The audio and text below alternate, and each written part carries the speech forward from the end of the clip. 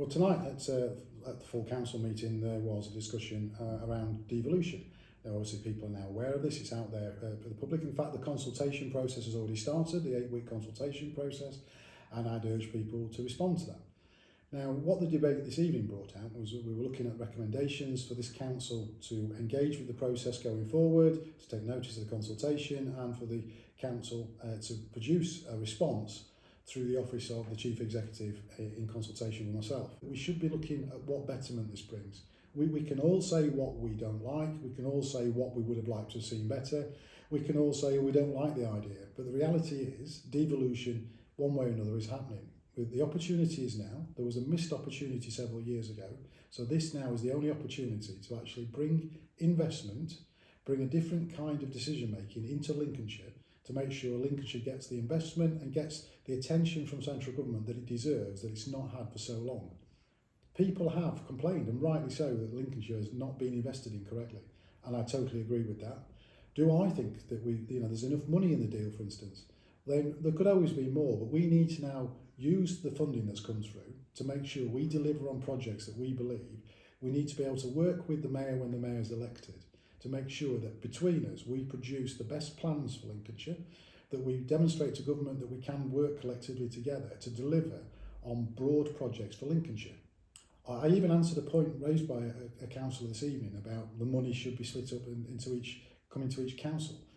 And we can't achieve what we need to achieve in Lincolnshire if all we do is take pots of money, split them down, and then only invest them in small projects within our own council areas.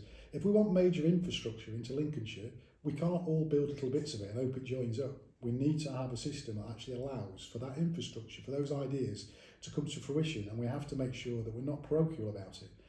From a North Kesteven point of view, it might not be that every project has some part of North Kesteven in mind, but it may well be that it involves parts of Lincolnshire that you as residents of North Kesteven access. It could be where you work, it could be where you've got family, it could be where you travel to, and we have to recognise that actually what we're doing is for the betterment of Lincolnshire and Greater Lincolnshire, and not just saying, well, we want all this for North Kesteven, because that simply won't happen. When we talk about the deal, then there's been a framework for devolution, for a county deal as they're referred to, signed, and now the consultation leads into the proposal. So the proposal is the document that we as the Greater Lincolnshire will put back up to government, and that covers the governance, so that covers how the committees, how the decision making will be formed, and it also looks at what we've been given as part of the deal by government to consider what we'll do that way. So in broad terms, in cash terms, over 3 years, it's 2 million a year to help set the new decision-making body up, to make the mayoral combined authority actually work,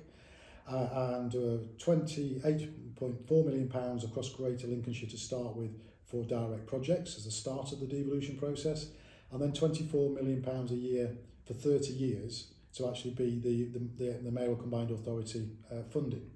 Now, that's the first deal, and of course we're still to be discussed issues on funding of transport and transport infrastructure, so there's still more to come. It also sets out how we deal with certain budgets that already exist as well, including some FE and further education, and also looking at the skills agenda. So they're the broad amounts that I've just spoken about. The reality is, as I say, that is never the final deal. This is always the initial deal.